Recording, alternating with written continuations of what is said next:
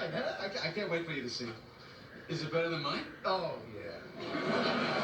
So it's a 2-bedroom, 1-bath, make your friends hate you. You know what? It's better than Elaine's, too. I gotta give her a call. She's out. Oh, right, the blind date. Yeah, well, they like to call it a setup now. I guess the blind people don't like being associated with all those losers. Come check out my new place. Take you 2 minutes. And I'm meeting Kramer down at my mini storage. Hey, you got any extra furniture down there?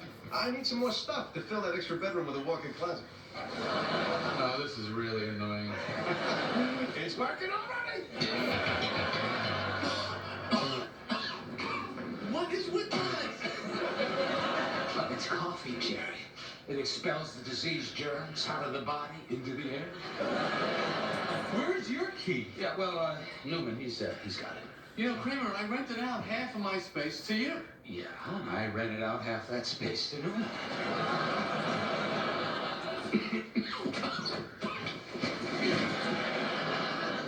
Mail bags? He's storing mail in here? Evidently. My advice in this one very specific case is to definitely put all your Reese's eggs in one basket. And that your basket be enormous.